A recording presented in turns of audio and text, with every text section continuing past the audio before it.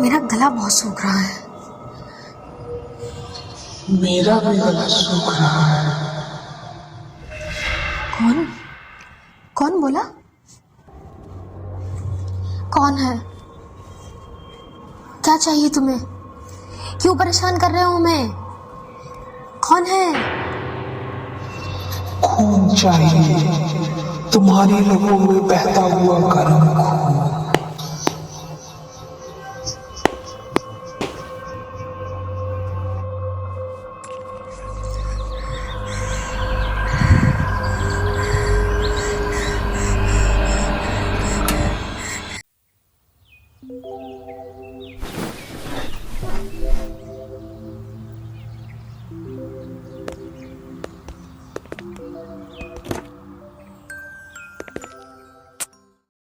शीतल, तुम्हारे चेहरे पर चोट कैसे लग गई? चोट? पता नहीं कैसे लग गई।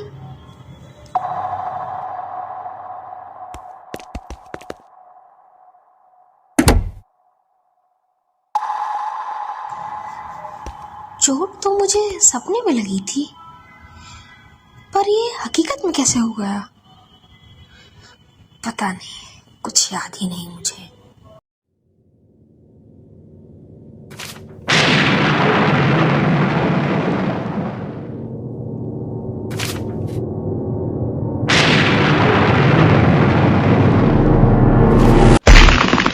ये कैसी आवाज है? कुछ टूट गया है क्या?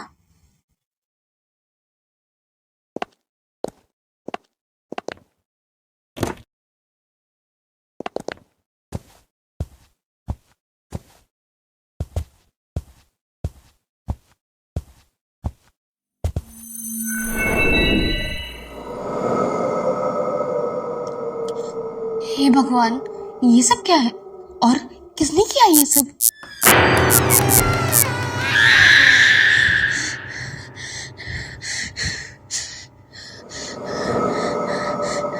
कौन है? कौन है? मैं पूछती हूँ, कौन है? सामने आओ।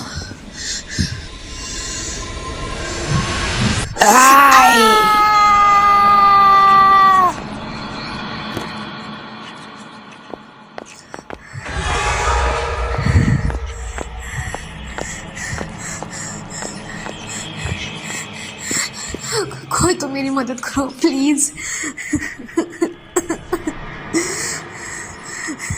विनय, कहाँ हो तुम? प्लीज मेरी मदद करो आके, प्लीज।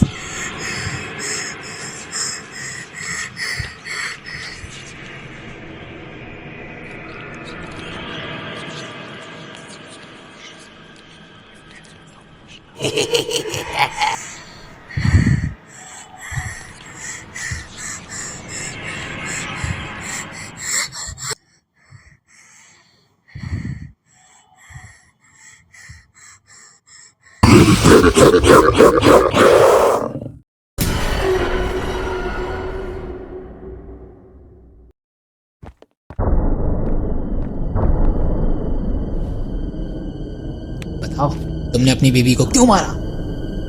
मैं आपको कितनी बार बताऊं, मैंने उसे नहीं मारा, वो बस गायब हो गई।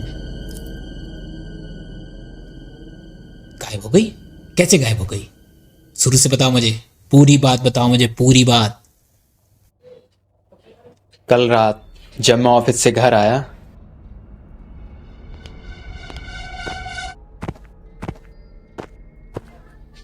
अजीब बात है, दरवाजा खुला हुआ है। शीतल, कहाँ हो तुम? शीतल, शीतल।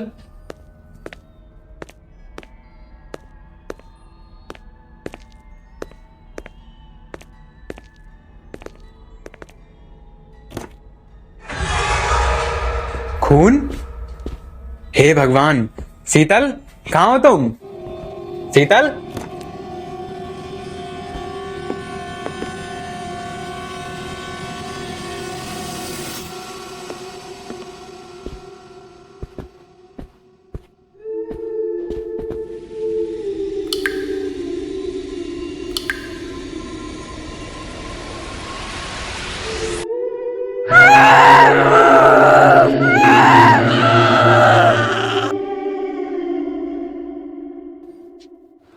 और जब मेरी आँख खुली तो वहाँ कोई नहीं था और फिर पुलिस ने मुझे अरेस्ट कर लिया।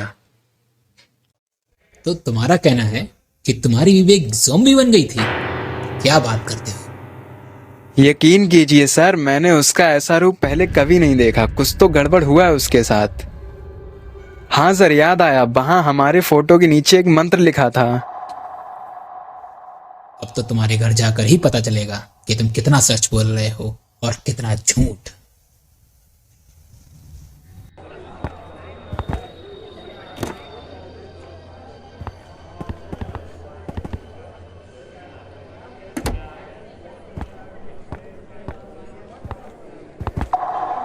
अरे प्रिया, तुम यहाँ यहाँ क्या कर रही हो?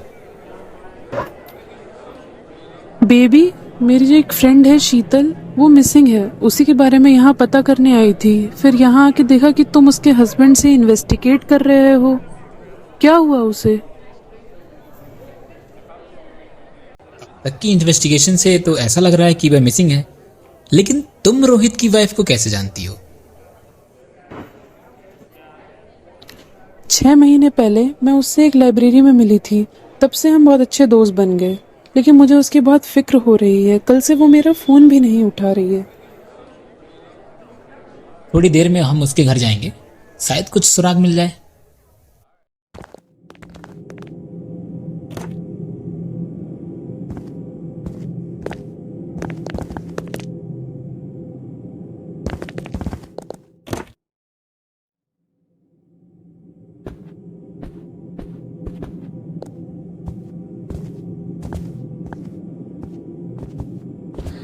देखिए सर, ये क्या लिखा है। ये पहले यहाँ नहीं था। ये तो खून से लिखा हुआ है, लेकिन इसका मतलब क्या हो सकता है? ये जाना पहचाना सा लग रहा है। कहीं इसका कनेक्शन उस किताब से तो नहीं? किताब? कौन सी किताब? पिशाच वेद। हाँ हाँ, यही ऐसी किताब शीतल पढ़ रही थी। ये सब मेरी गलती है। सारा कुछ मेरी वजह से ही हुआ है। काश मैं शीतल से ना मिली होती, ना उसने जिद की होती। तुम ये क्या कह रही हो प्रिया? ये सब तुम्हारी वजह से हुआ है? और उस किताब का राज क्या है? इन सब की शुरुआत मेरे बचपन से हुई थी। मुझे वहाँ हमेशा कोई साया दिखता था, जैसे वो मुझसे कुछ कहना चाहता है। लेकिन बचपन में मैं बहुत डर जाती थी। ये बात मैंने अपने घर वालों को भी बताई थी, तो उन्होंने बहुत कोशिश की, लेकिन ये बंद नहीं हुआ। मैं हमेशा से डरी हुई रहती थी। फिर घर वालों ने वो घर छोड़ दिया और ये सब बंद हो गया। लेकिन अभी हमारी शादी से 2 साल पहले पापा का रिटायरमेंट हुआ और हम लोग पुराने घर में शिफ्ट हो गए। फिर असली खेल शुरू हो गया। खेल? कैसा खेल? शुरुआत में मुझे अपने पास किसी एक साय का होने का एहसास होता था।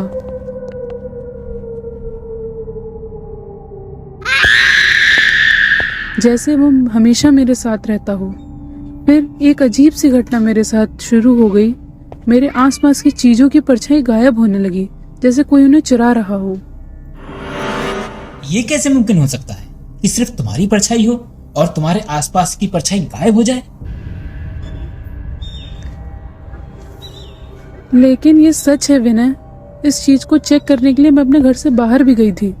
वहां की चीजों की परछाई होती थी, लेकिन जैसे ही मैं दोबारा घर में आती थी, मेरे आसपास की चीजों की परछाई फिर से गायब हो जाती थी। तब मैं समझ गई कि जो भी हो रहा है उसका राज इस घर में ही छुपा हुआ है। फिर तुमने क्या किया?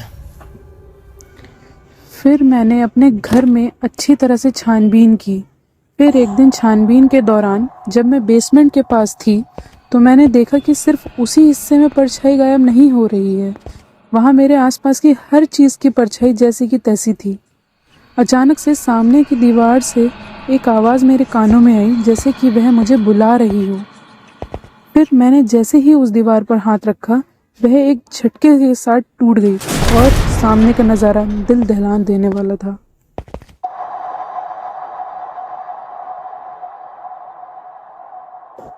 हे भगवान।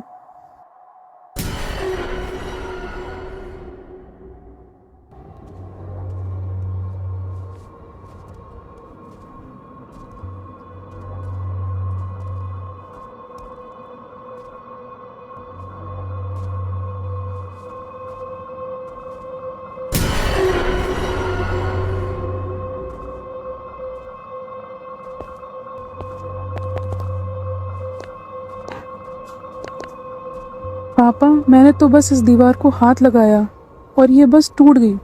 पापा, आपको इस बारे में पता था? और ये कंकाल किसका है? पता नहीं ये यहाँ कब से है। फिलहाल इसको अभी यहाँ से ठिकाने लगाना होगा, किसी को पता न चले, वरना खाम खा का बवाल होगा। मैं नहीं चाहता कि हमारे परिवार पर कोई दाग।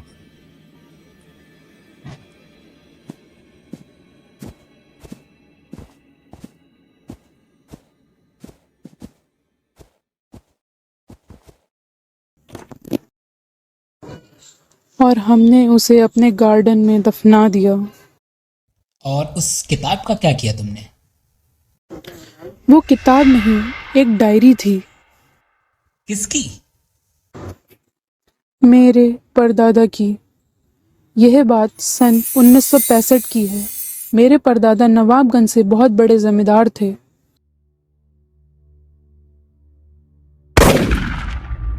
और उस रात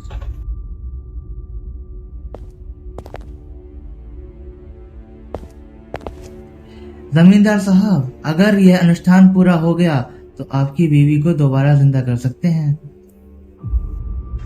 पंडित जी, ये अनुष्ठान बहुत ही ध्यान से कीजिएगा। वह किताब बहुत ही खतरनाक है।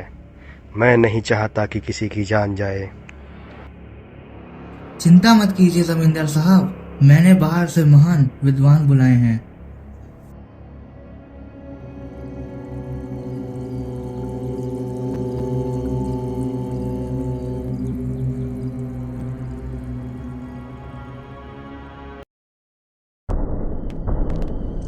मालिक, जल्दी चलिए, गजब हो गया। अनुष्ठान में कुछ गड़बड़ हो गई।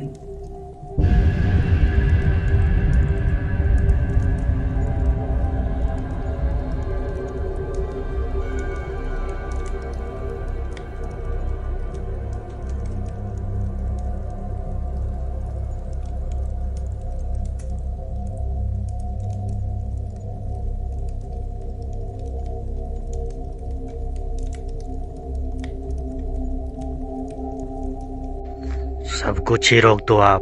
जो भी करना है मैं खुद करूंगा। सब मर गए? हाँ, शायद उन लोगों से कुछ मंत्रों में गड़बड़ी हो गई, जिसकी उन्हें भारी कीमत चुकानी पड़ी। क्या हुआ? तुम लोग ये डर क्यों रहे हो? वहां ऊपर